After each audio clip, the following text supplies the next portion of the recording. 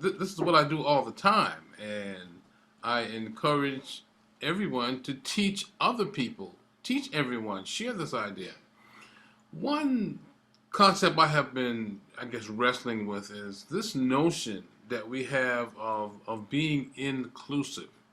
Now, being inclusive, maybe I got the wrong idea about being inclusive, but everyone has the choice that we're talking about. The best choice that we can make now is what am I going to think about for the next minute? And our choices determine how we feel. Our choices determine the joy that we are experiencing.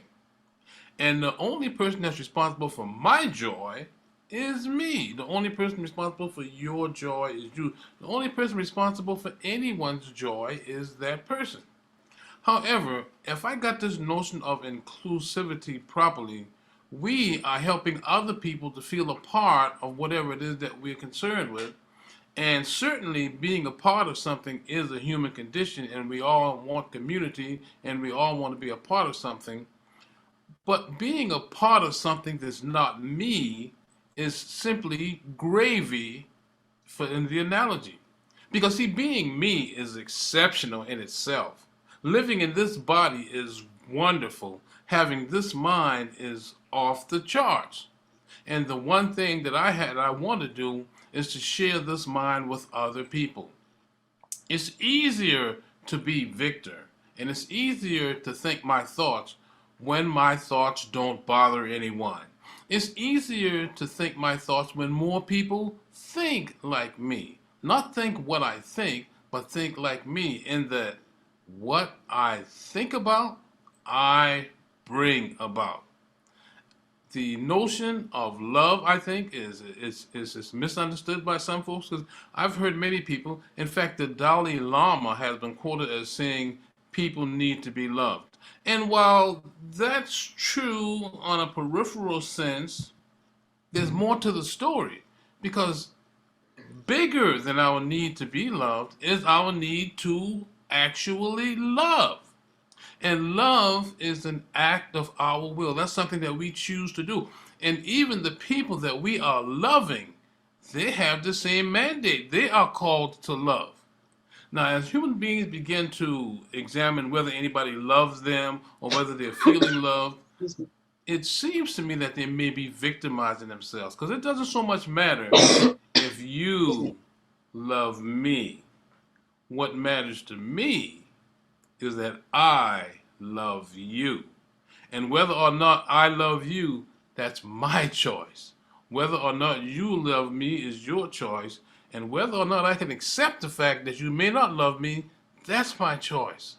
And my word, my brand, view attitudes. View attitudes is another way of saying the mind because if you change your view, if you change your view, you can change your attitude. And if your attitude is that you need anything that you don't have, then I want to encourage you to change your attitude. So, talking about joy and choosing to have joy is someplace where I spend most of my time because for a lot of my life, I didn't have joy. For a lot of my life, I was having a tough time. For a lot of my life, I used to have what they call a kill list. And I now realize that, well, I've been kind of monopolizing things, which I tend to do. And see, monopolizing things is some of the things that cause other people to feel offended. So I'm going to stop for now because I'm not sure that everybody here has mastered the art of not being offended. Because one thing I can guarantee you, I'm not going to get offended no matter what you do. The struggles you're talking about, you said you wish you had a book, and I'm suggesting that having a book or having a roadmap to tell you how to get to where you are might not actually be in your best interest. There's a story about a little boy who was watching a a worm metamorphose into a butterfly. The cocoon was built, and as the worm is making its metamorphosis and becoming a butterfly, is trying to get out of the web like thing and that he's in so that he can go and he can fly away and be a butterfly. Well, the little boy saw the struggle and he took a little branch and he's trying to help the worm get out of the cocoon by tearing it open. And what eventually happened is instead of turning into a butterfly, the worm died. And someone was sharing with the little boy what he had actually done and how things really work. It is by struggling through the cocoon, it's by trying to get out of the cocoon that the worm develops the strength and the ability necessary to become a butterfly.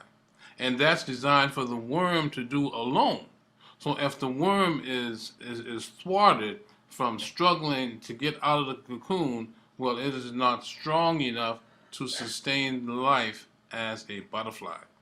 So for those of us who have struggled through life, and I've struggled quite a bit, and I'm really pretty strong, pretty okay right now. But you get the idea, like we are all strong in our own way. All of us are living life from inside to outside.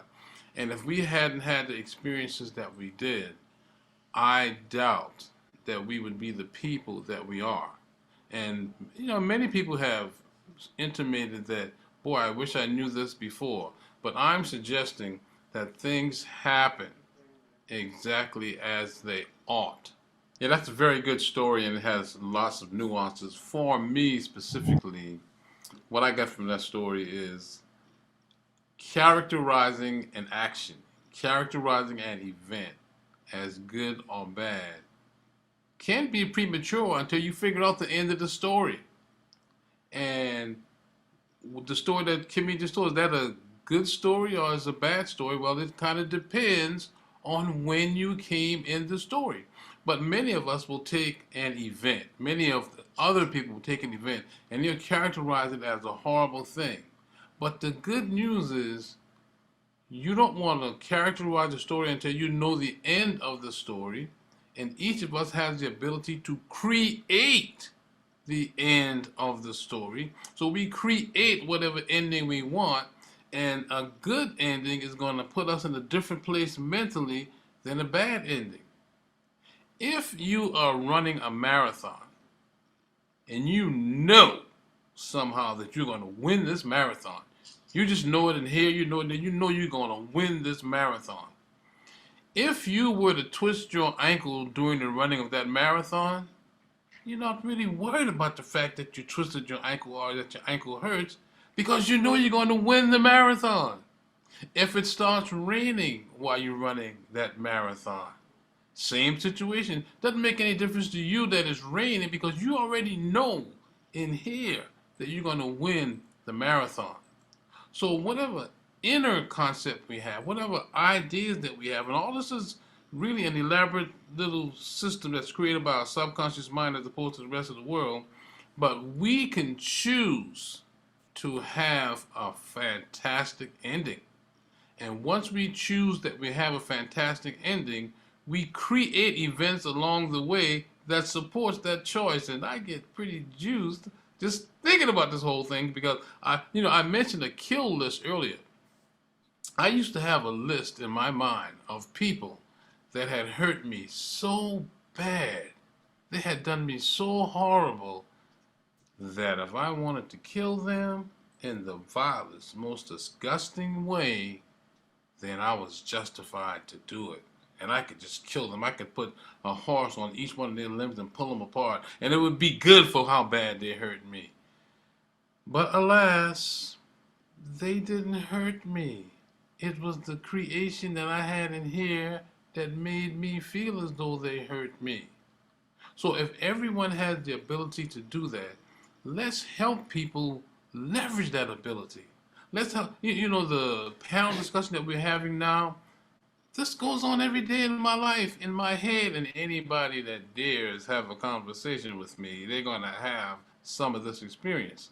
Because this is not a sometime thing for me. This is something I'm thinking all the time. It's something I'm present to all the time. And it has to be, because for a long time, until I decided that Jesus Christ was my Lord and Savior, it was a long time that I was governed by stuff that happened outside of me.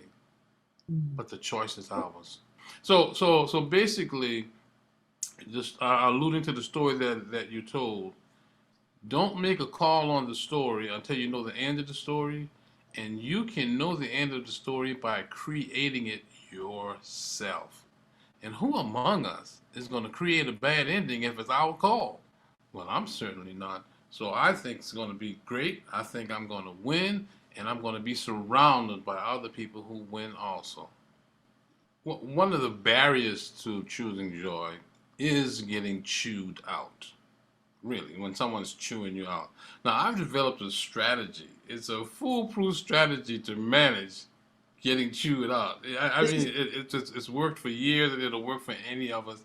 First of all, you have to embrace the fact that no one on the planet has the right to chew you out about anything. So anybody that's chewing you out is misinformed because they don't get to chew you out. The second thing you have to embrace is that even though nobody has the right to chew you out, there's some people who actually think that they do and they will chew you out. Now, while you are getting chewed out, there's no need to try to defend yourself because that just inflames the situation you're trying to defend yourself. So accept the fact, number three, that you're getting chewed out. Just accept that. While you are being chewed out, in here, there's different things that can go on that you choose to make go on. So what I suggest is that while you're being chewed out, you internally rate the person on the different aspects of the chew out, on their sincerity. How sincere are they being, right? You rate them on their use of vocabulary. How good is their vocabulary? You rate them on their righteous indignation. How righteous do they feel about what they're doing? You do all this from 0 to 10, you give them a rating, or, oh, man, that's pretty, he's really using some good words. And you give them that, right? And at the end of the chew out, you give them an overall rating in your head. Because, see, what they're saying really is not that important because they're reacting to the voices in their head that's making them think that they can chew you out. And so that's their problem, right? And after you give them that overall rating in your head, you just rely on that. And at the end of a chew out, there's really only one response. There's one response that cannot be attacked, that cannot be worsened. And that response is plainly and simply, hey, you know what? I'm terribly sorry. I'll do better next time. When you say I'm terribly sorry and you sort of take the responsibility for whatever it is that they're chewing you out for, I'm terribly sorry and I'll do better next time. What else can they say except, oh, okay. And the chew out is over. You didn't carry the pain of it all. You didn't absorb anything. And they feel better because they responded to that idiocy in their head. And I assure you, if you will embrace that, the next time you get chewed out, you might even find yourself having a comedy moment because the guy that shared this with me told me that at the end of one of his chewing out, instead of giving the rating in his head and saying, I'm terribly sorry, I won't do that again, he was so caught up in his rating because the guy was getting such high numbers. Once the guy got done chewing him out, instead of him doing what he was supposed to do, he says, man, you know what? That's the best chewing out that I've gotten this year. You did a really great job of chewing me out. And of course, the person who was chewing him out, they were taken surprise and they had to bust out laughing too. So that's what I call my method of managing the chew out. And they're chewing you out because they can't help it. Now, I haven't chewed anybody out in years. I've given up the habit because, I learned that whatever I'm feeling, I'm the one that's feeling it. And the majority of the time, the things about others that offend us, they're not trying to offend us because human beings aren't made to drive wedges between other human beings unless they're hurt. And if someone's chewing me out, they're hurt. And if they're hurt, I'm going to help them as much as I can. And I don't help them by responding to what they're saying as though it's the truth. So I kind of hear responsibility and accountability coming through. Is that true? Well, I'm responsible for whatever it is I think. I'm responsible for whatever it is I feel. And if I give that responsibility to somebody who's chewing me out, then I'm misplaced. If I'm not part of the solution, then if I'm not part of the problem, I can't be part of the solution. So the way I'm feeling if and when I'm getting chewed up, that's on me. Many of us have heard the saying that how you feel about me is none of my business. Well, that's really true. That's really true. So if you feel like you got to chew me out, then you have to deal with the voices in your head, because I assure you, I'm going to deal with the voices in my head.